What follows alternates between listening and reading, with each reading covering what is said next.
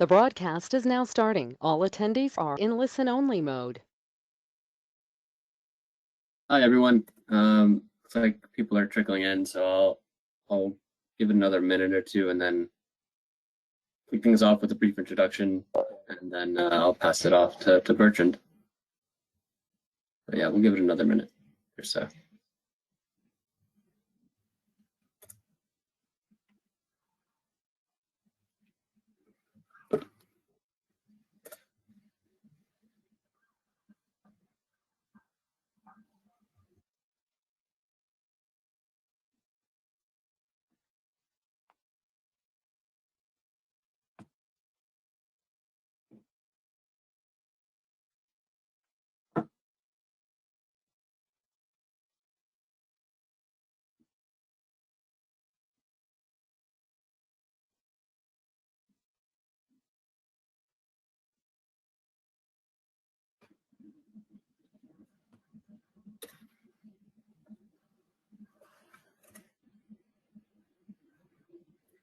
All right, I'll go ahead and kick things off.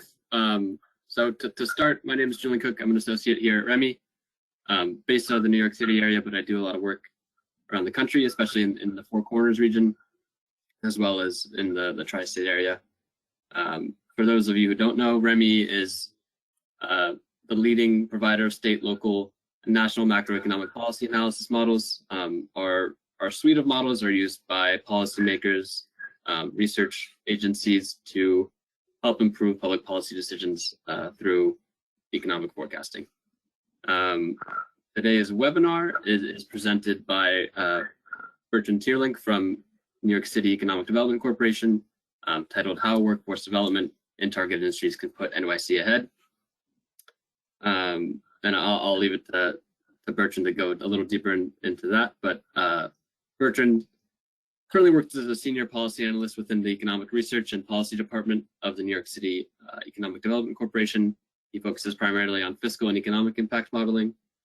Prior to joining NYC DC, Mr. Tierlink worked as a policy analyst within the Real Estate Assessment Center of the U.S. Department of Housing and Urban Development, where he worked on cost-benefit analyses in relation to the Physical Inspection Alignment Initiative.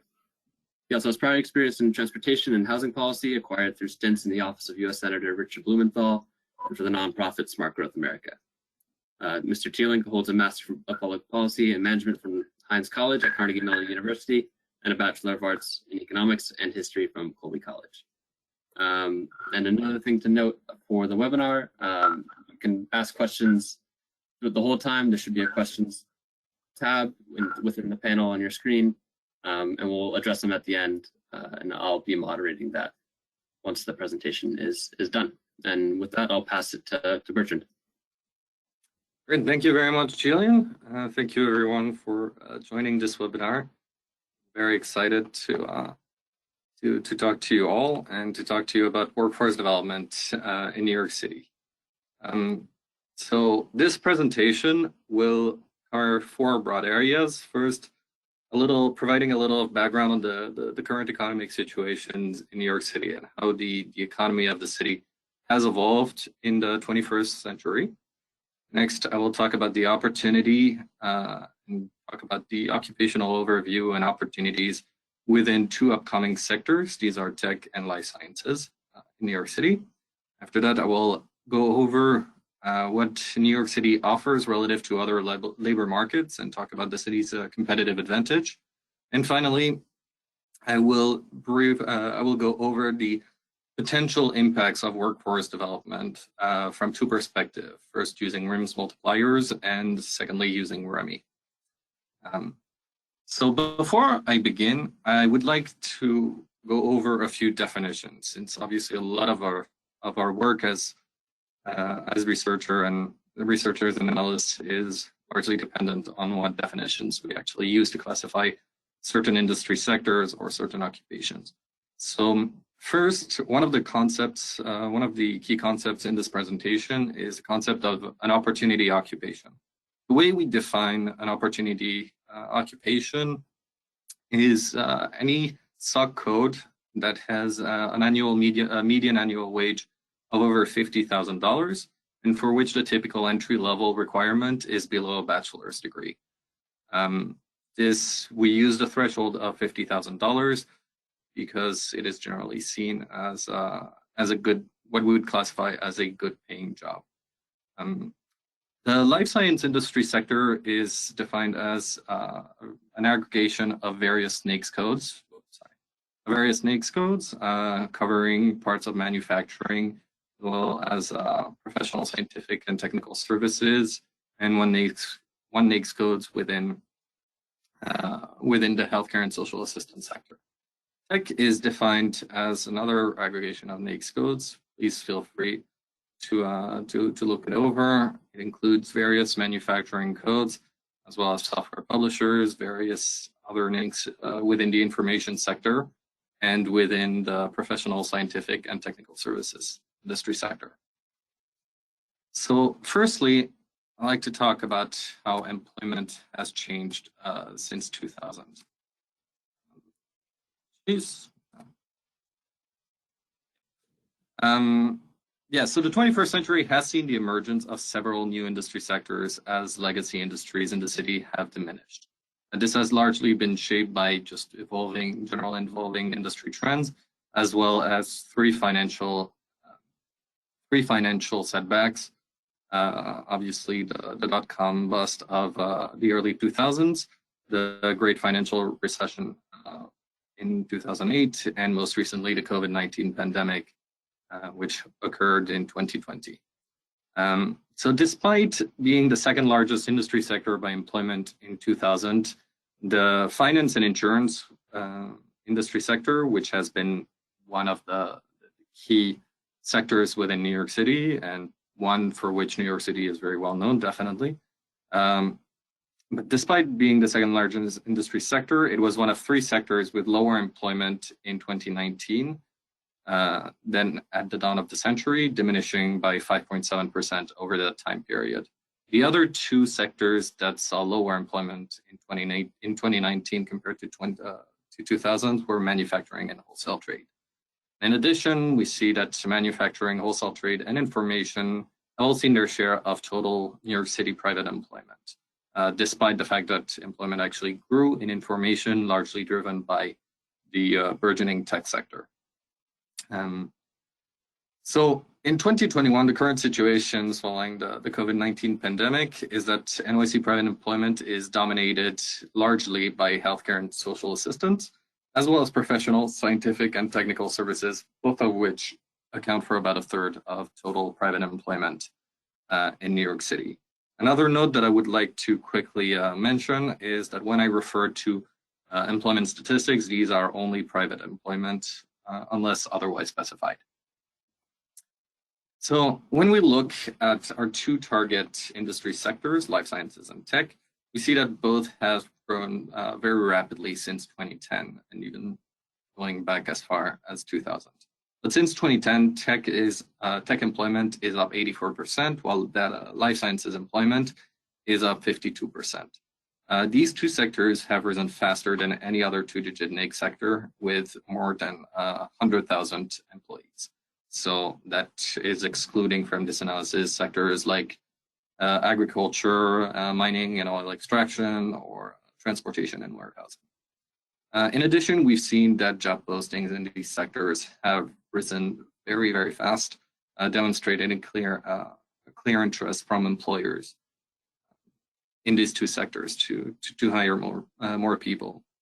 In addition, we can see that these two sectors have had faster annual employment growth relative to overall NYC private employment. Life science growing by 3.9% annually, tech growing by 5.7% annually, whereas NYC private employment has been up 1.3% annually. In addition, we've seen that the output of these two sectors and their contribution to the gross city product has risen consequently, and is up 93% in life sciences and 271% in tech. So now I'd like to focus first on life sciences. So life science is a fast-growing sector, but the highly specialized nature of life sciences jobs suggests that the sector doesn't offer as many opportunities for workers without bachelor degrees in this field as others as other sectors, and therefore doesn't lend itself tremendously well for limited scope workforce development programs. When I talk about limited scope workforce development programs, I mean those that may take less than half a year to complete and to obtain a particular certification that would bolster participants' odds of being hired in that industry.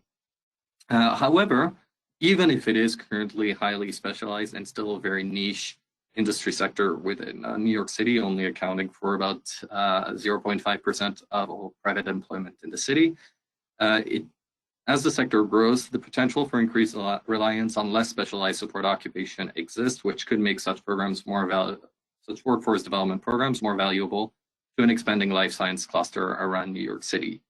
This is a trend that we've seen ongoing in healthcare and social assistance, most notably. We've seen the share of home health aides and personal care aides share of total industry job rise from 21% in 2010 to now being about 38% of the entire industry in 2021. So that is to say that as the industry expands, we could see more and more space for opportunity occupations arise from increased reliance on support occupations. However, whether these occupations would have a median annual wage above $50,000 does remain a question. So if we look at the most common life sciences occupation, and by that I mean employment based on our occupational definition of life sciences, not the industry. So across all industries, we see that clinical laboratory technologists and technicians are by far the most common occupation in our life science aggregation. We see that there are various specialties, but generally we see that the typical entry-level education requirement remains quite high, with most occupations requiring at least a bachelor's degree. However, we can see that there exist two occupations, one of which is fairly important within the sector, that being life, physical, and social science technicians, all other, only requiring an associate's degree and generally earning above what we would consider the threshold for a good paying job. The other one being chemical technicians, although it only accounts for about 2.2% of the sector.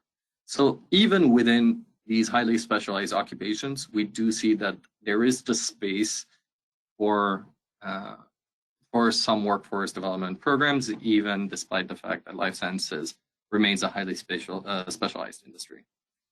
Now, if we look at our life sciences industry NAICS aggregate definition, so looking at the most common occupations within life sciences company, we see a similar picture. However, we note that there is far more potential for these opportunity occupations that I described initially, with notably occupations like phlebotomists, only requiring a phlebotomist certification, which can take less than a year to achieve. Obviously, these certifications do require some background in science. So the potential for workforce development in these occupations, for example, may be not fully able to be exploited. Other interesting opportunity occupations that arise from this table is the radiologic technologists and technicians and dental laboratory technicians, both of which comfortably make above $50,000 a year, and that do not require a bachelor's degree. In fact, in the case of the latter, it only requires a high school diploma for entry-level requirements, according to New York State Department of Labor. Now, another thing that is worth noting, as I mentioned already a little earlier, is that hiring in life sciences has continuously increased throughout this past decade. There were roughly 2,800 unique job postings by life sciences companies in 2010. In 2021, that number was up 228% to reach 9,292. Among these unique job postings, the most common required qualification was a phlebotomy certification, which goes back to what I was talking about for phlebotomists being potential opportunity occupations through workforce development programs, albeit for those that have some background in science. The most commonly required skill was in pharmaceuticals, although we note that marketing and selling techniques also featured prominently. So that goes to illustrate another facet of the life science cluster in New York City. As it keeps growing, we are likely to see an increased reliance on those technical and technological support occupations. However, there is also the space for additional focus for additional hiring in marketing and sales occupations, which are generally seen as more accessible to the public at large. So now I would like to close the chapter on life sciences and go on to tech. Tech has been another very, very fast growing sector. It is a pretty large sector, accounting for 6% of total New York City private employment. And generally, it is a very high paying industry. As you can see, the average annual wage in 2021 was roughly $208,939 in NYC. Now, obviously, that is largely skewed by some very, very, very high paying jobs, but the median is still higher than most other industry sectors in the city. So unlike life sciences, tech occupations generally tend to be more accessible. The sector overall is more conducive to workforce development. In fact, tech is already the most common focus of the existing workforce development programs in New York City. Tech occupations also tend to be present in most industry sectors. I'm pretty sure that most of you here at least have an IT department, or in general, that is a common skill that is transferable across all industry sectors. Simultaneously, companies within our NAICS definitions have several support occupations that are not directly related to specific tech skills, much like what we saw in life sciences. Whereas almost 2/3 of 221 unique job postings by licensed company explicitly require a bachelor's degree, about 49% of tech postings had such a requirement. This is a quick measure to see that the tech sector is generally probably more accessible to less specialized workers in New York City. Now, if we look at the most common tech occupations, once again, similar to the tables that I showed earlier, this is based on our subcode definition of a tech occupation. We see that software developers is by far the most common occupation among all other tech occupations. And we see that generally these tend to be very high paying. But once again, similar to life sciences, a lot of them do require a bachelor's degree. However, we note 3 occupations that can be classified as opportunity occupations, given the definition that I outlined earlier in this presentation. Most notably, computer user support specialist occupations do make up a large share of the sector. They have a median annual wage of over $60,000, although this information is at the state level, because unfortunately NYSDOL did not have that information for New York City. However, given that New York City wages tend to be higher than that of the rest of New York State, it is likely that that figure is probably on the low end of what it is actually in New York City. In addition, this occupation does not require a bachelor's degree. The most common entry-level education requirement is some college, no degree. So once again, we can see with that occupation, as well as advertising, sales agents, and computer network support specialists, that these tend to be far more accessible to the broader public, although obviously it does require some technical skills that are relatively common and already to focus on many workforce development programs. Now, if we look at the most common occupations in tech companies, we see that similar to life sciences, there is room for non-computer occupations, especially in the domain of sales. As you can see, the second most common occupations in tech companies are sales representatives of services. And this occupation only requires a high school diploma And once again, we see the computer user support specialist also being featured fairly prominently in tech companies and being potentially a gateway into tech employment at a higher level. Similar to life sciences, we see that hiring in tech has also continuously increased over the past decade, albeit not to the same level due to the industry being far larger than life sciences.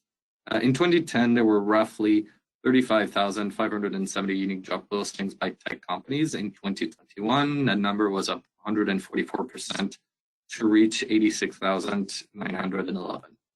And unlike life sciences, tech job focus mostly on specialized software skills and on certifications.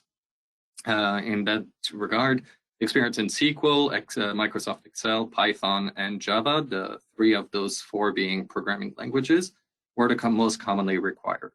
So one thing that is worth noting is that, as discussed earlier, job postings in by tech companies generally do not have an explicit requirement for a bachelor's degree and seem to be far more focused on the technical skills of the applicants. That is a very important aspect of the hiring process since it does allow us to address the needs of having a strong labor force in this industry sector by being able to have targeted workforce development programs that teach certain skills and programming languages that may allow participants to gain good employment in this industry sector. So now I would like to go over the competitive advantage that New York City has over other metro areas and other cities, especially first covering life sciences.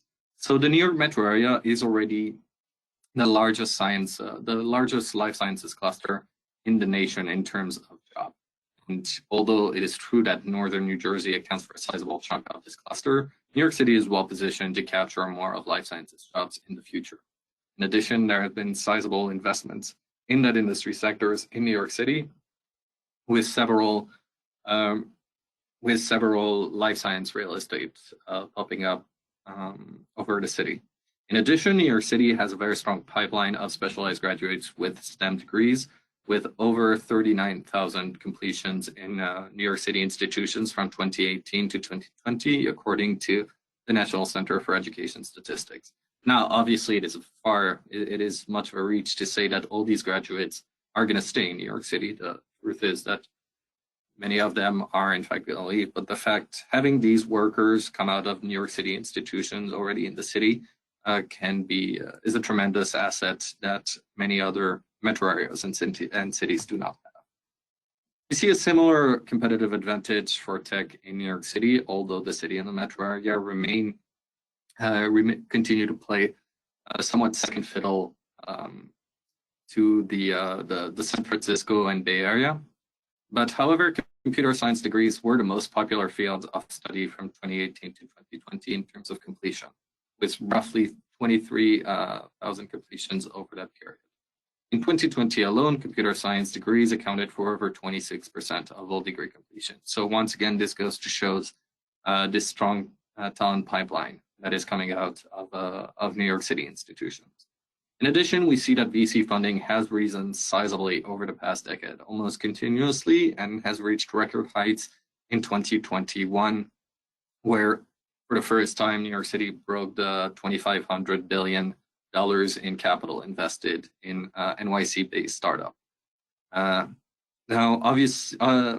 although 2022 figures suggest that 2022 will be a bit of a setback on that front, there are certain factors related to the overall world at large and to the country that help explain why we're seeing a bit of a setback in VC funding. However, there's very strong outlook for the industry as a whole, and it is likely that we will continue to see a lot of venture capital deals and capital invested in New York City-based startups in the future. Now, talking a little bit about New York City's competitive advantage overall, Company surveys surveyed by NYC EDC have highlighted both the availability of a skilled labor pool along with access to VC funding as major or minor factors in their decision to relocate or expand to New York City. These companies surveyed included companies that had decided to already relocate or expand, that were considering, or that had decided not to relocate or expand. And even with among all those respondents, nearly half listed access to New York City's skilled labor pool as a major factor, once again demonstrating the importance of having a very strong talent pipeline, both in the city and being able to attract talents from other American cities as well as internationally. And although the COVID-19 pandemic has impacted several workforce development programs in New York City, the city generally has a lot of experience in handling those, especially in tech. As I mentioned earlier, tech is the most common focus of among existing workforce development programs. Participants in a tech-focused workforce development program surveyed by NYC EDC recently reported very strong job placement in tech companies following program completions. And although it is hard to pin down the project's exact impact in this metric, participants reported consequential wage increases post-programming. Generally, what we saw in this particular program that I will not name, apologies, is that generally the participants would come in either as students or already current professionals, but generally would come in with wages, annual wages below $50,000. And in the vast majority of cases, they would generally report wages between $60,000 to $80,000. Once again, it is difficult to pinpoint the exact exact role that particular workforce development program played in that role. I am by no means implying direct causation from this program, because unfortunately our reporting was not to the level that it needed to be to make that causation. However, we see very, very strong correlations in that department. So it is likely that it played some role. In addition, although most participants in this program had a bachelor degree, we note that the gains were just as sizable for participants coming into this program with only a high school diploma or an associate's degree. Generally, we didn't see a lot of them achieving annual wages above $100,000, but still would be able to get to positions that paid roughly $75,000 annually. So this is just a quick snippet to demonstrate the potential for workforce development programs, especially in tech. Now, as I mentioned, New York City is already home to several workforce development programs. In fact, it is home to over 140 organizations that provide workforce development services at nearly 250 locations across the city. These cover a broad array of industry sectors and cover mainly population groups that tend to be less educated and receive lower wages relative to the overall New York City population.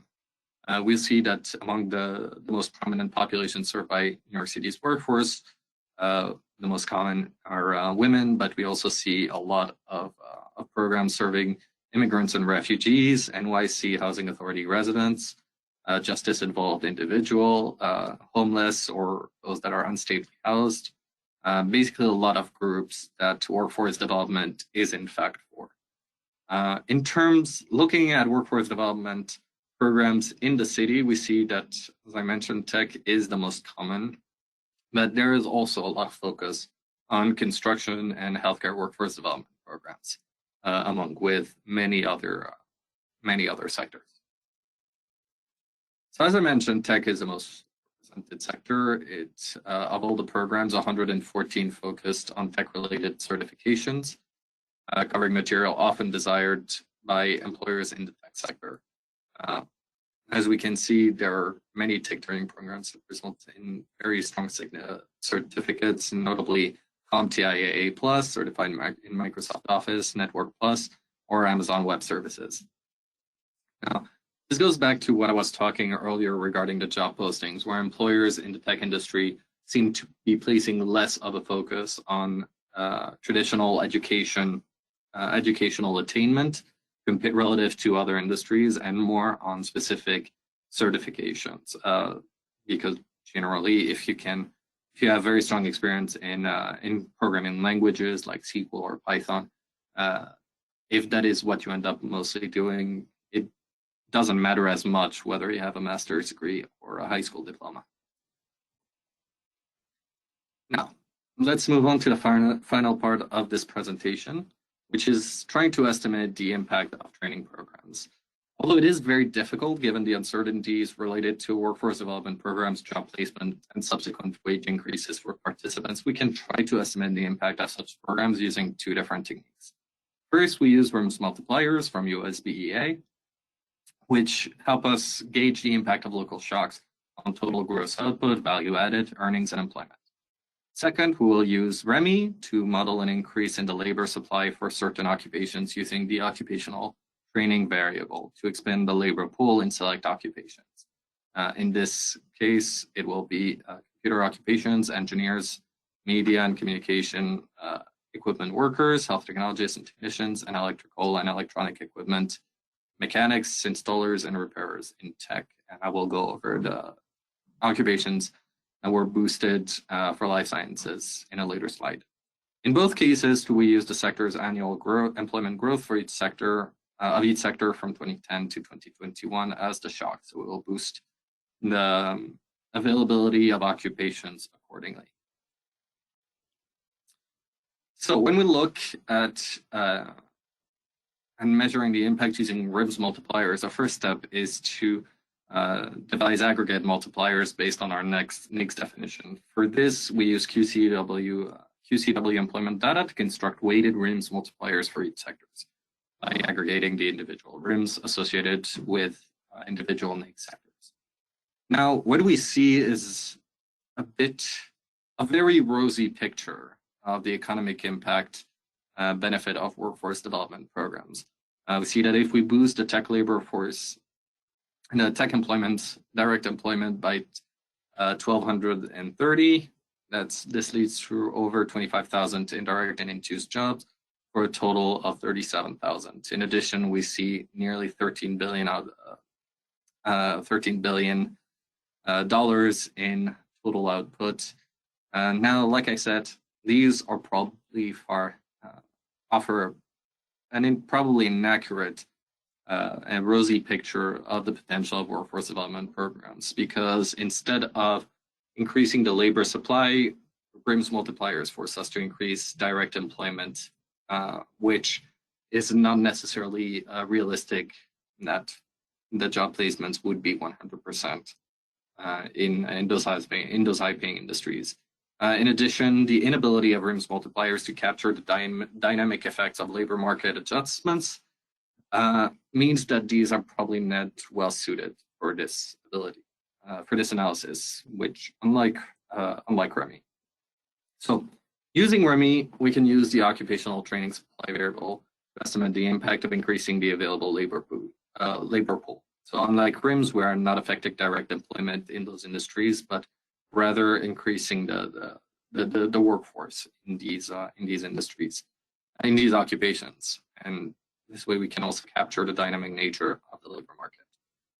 I already covered which occupations we are boosting for tech. For life sciences, we will expand the labor pool in 3 occupational groups: life scientists, life physical social science technicians, and occupational health and safety specialists and technicians, as well as health technologists and technicians. Those occupational group are generally pretty broad. This is a limitation of the version of REMI that we use here at NYC DC, but it's still granular enough that we feel very comfortable in boosting these occupations. In both cases, the increase occurs in 2023 with an immediate market response. In addition, the expansion is distributed between each occupational group based on current employment in New York City.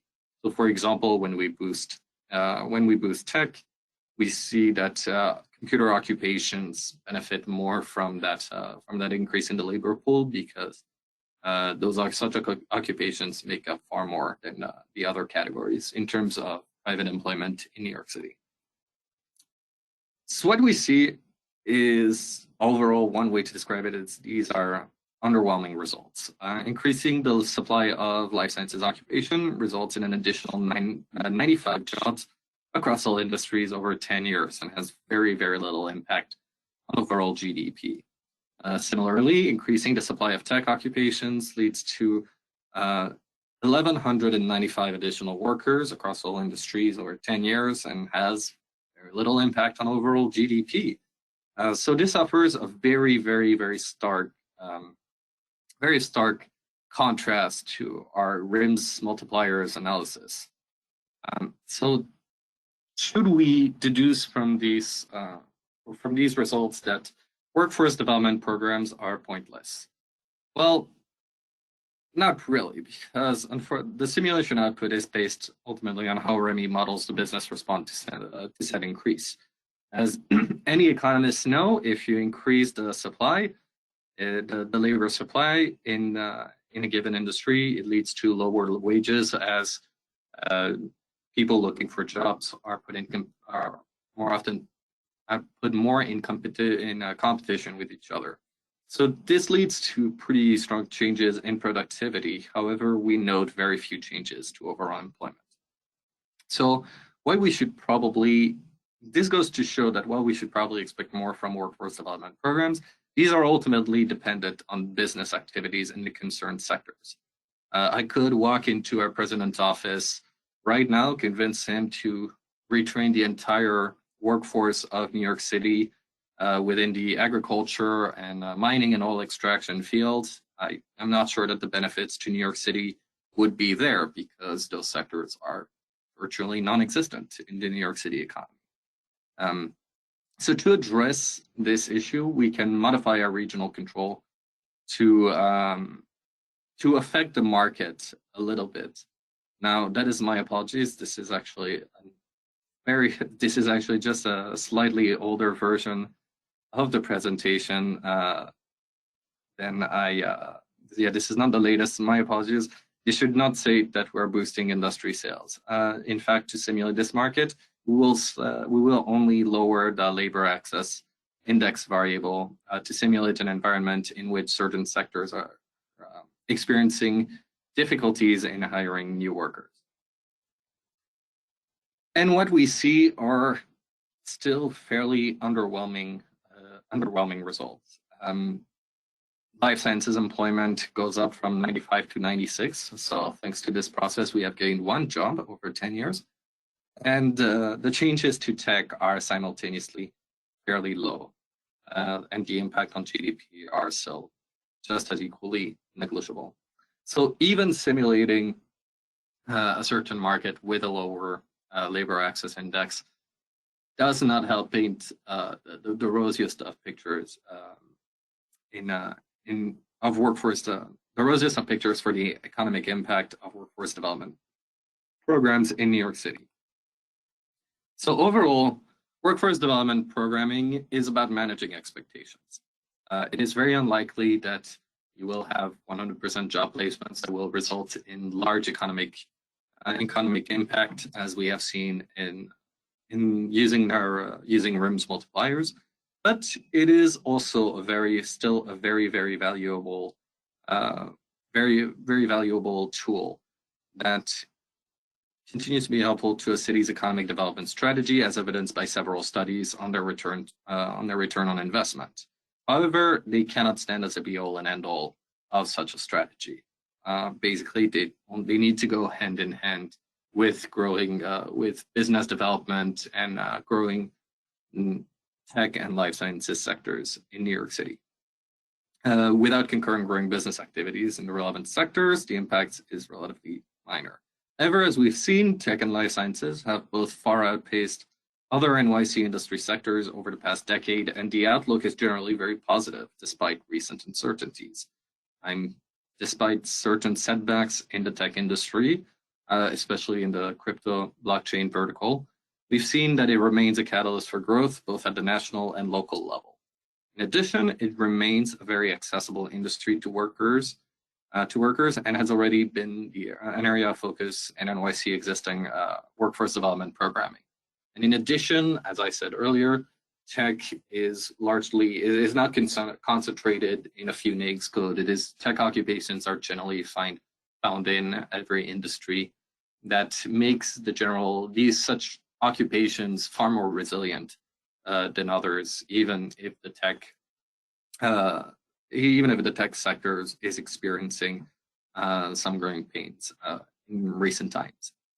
Life sciences, while it is far more niche than the other sectors, continues to grow as well. And while it still relies on a highly specialized workforce, there exist occupations within that sector that are accessible from a workforce programming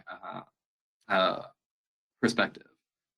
In addition, it is possible that as it grows, we could see a similar evolution to what we've seen in healthcare and social assistance, with a higher reliance on support occupations, which tends to be a lot more accessible and have lower barriers to entry for a population. And finally, one of the great benefits of workforce development programming is that it does allow us to target certain population that may be underemployed relative to the overall NYC population. This is seen as various minority groups being the targets of workforce development programming, as I showcased earlier in this presentation. With that in mind, that concludes my presentation. I would like to thank the Economic Research and Policy team at NYC EDC for their help and contribution in this process. In particular, I would like to highlight the role of our intern, Laura Carreno, who's been invaluable as a helper in this presentation. We'd also like to acknowledge contributions from the NYC Department of City Planning. In fact, they just released a recent report on life sciences in the NYC Metro, which I highly recommend. It's well worth a read. And simultaneously, I would like to acknowledge the work of the NYC Employment and Training Coalition, Workforce Professionals Training Institute, and the Center for NYC Affairs at the New School, which teamed up to produce an excellent report on the New York City's workforce landscape, which once again is well worth a read. So I encourage all of you to go read these two reports. And other than that, I'm happy to take any questions that you may have. Great. Thank you so much, Bertrand, and to the rest of the team you acknowledged too. All those departments and Laura, great job. Looks like there's no questions right now, but I'll leave it open for a couple minutes. And if people want to throw out some questions, it's just in the menu tab on the right of your screen. Feel free to write some in. In the meantime, I did have kind of a note or question. I was just wondering if you had come across any data or any writing on differences in, I guess, accessibility between life sciences and tech in terms of hybrid or remote work, where tech, that's generally easier to come by, but life sciences, obviously, it's a lot of hands-on in person. Yeah, it is actually interesting that you mentioned that, because we're currently one of my colleagues, Yu Zhong, and I, along with another one of my colleagues, Matthew Hutton, are currently doing some exploratory research into how remote work has grown and how it has developed post-COVID. It is a really interesting analysis, and so far it does seem like tech occupations are generally more prone to be remote compared to other occupations in New York City, because, like you said, yes, these generally can be done from home. It requires mostly just a computer and a pretty good infrastructure. So that's why, yes, we've seen that the proportion of remote workers in techs seemingly grow in New York City. Conversely, in life sciences, like you said, it's still very hands-on. We do note a little bit small growth in certain sectors that are associated with life sciences. I haven't run this remote analysis specifically for life sciences. My educated guess is that certain occupations within life sciences companies are prone to remote working will probably see an increase in those. However, for a lot of them that require lab work, so a lot of the main life scientists as well as their technicians and other support occupations, it isn't likely. My educated guess would be that it's unlikely to see a lot of those go remote. Mhm. So in this case, it would probably make workforce development maybe a little bit more difficult, since it is obviously far easier to touch a wider population with a remote component attached to it. Right. It looks like we don't have any questions coming in, but if anything does come to mind, feel free to reach out to info@remy.com. That's just our mailbox. I'm also available, julianc@remy.com. And yeah, thank you all for attending. Bertrand, again, thank you so much.